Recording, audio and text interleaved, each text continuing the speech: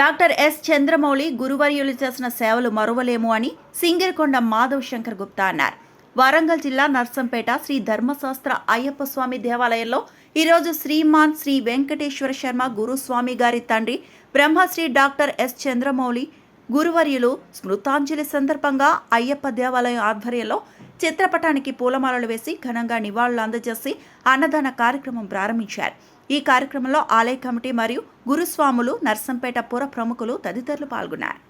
ధర్మశాస్త్ర అయ్యప్ప స్వామి దేవాలయం, నర్సంపేట శ్రీధర్మశాస్త్ర అయ్యప్ప స్వామి దేవాలయం యొక్క గురువర్యులు బ్రహ్మశ్రీ చంద్రమౌళీశ్వర శర్మ వెంకటేశ్వర శర్మ గారి యొక్క శిష్య బృందం శ్రీధర్మశాస్త్ర అయ్యప్ప స్వామి సేవా చారిటబుల్ ట్రస్ట్ ఈరోజు మరి బ్రహ్మశ్రీ చంద్రమౌళీశ్వర శర్మ గురువర్యుల యొక్క స్మృత్యంజలి కార్యక్రమాన్ని మా యొక్క దేవాలయం అధ్యక్షులు సైఫా సురేష్ గారు, కార్యదర్శి కమలాకర్ రెడ్డి గారు, కోశాధికారి రవీందర్ గారు, అదేవిధంగా మా పెద్దలు చంద్రశేఖర్ గారు, సదానందం గారు, గురుస్వాములు అయినటువంటి సంజయరావు గారు, బాబురావు గారు, అదే మిగతా గురుస్వాములందరి యొక్క సహాయ సహకారాలతో ఈ యొక్క కార్యక్రమాన్ని నిర్వర్తించడం జరిగింది.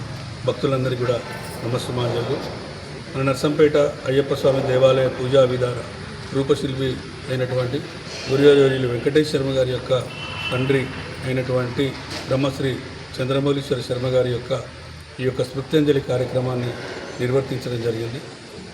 బ్రహ్మశ్రీ చంద్రమౌళీశ్వర శర్మ గారు తెలుగు రాష్ట్రాలకు అయ్యప్ప స్వామి నామ సంకీర్తనను చాటి చెప్పి వేలాది మంది శిష్యులను అయ్యప్ప స్వామి భక్తులుగా తీర్చిదిద్ది, అదేవిధంగా ఒక చక్కని మార్గదర్శకానికి అయ్యప్ప స్వామి భక్తులకు ఇచ్చి ప్రతి దేవాలయంలో ఏ విధంగా పూజలు నిర్వహించాలనేటువంటి ఆలోచన విధానాన్ని పూర్తి స్థాయిలో తెలియజేసి అయ్యప్ప స్వామి చరిత్రను ఘనంగా చాటినటువంటి మహానుభావుడైనటువంటి బ్రహ్మశ్రీ చంద్రమౌళీశ్వర శర్మ గారు లేకపోవడం బాధాకరం, దురదృష్టకరమైనటువంటి విషయం. వారి యొక్క సేవలు అయ్యప్ప స్వామి భక్తులకు చేసినటువంటి సేవలు మరువలేనటువంటి, మరి అటువంటి మహానుభావుడు శిష్యులుగా మేమందరం ఉండడం మా అదృష్టంగా మేము భావిస్తూ ఉన్నాం.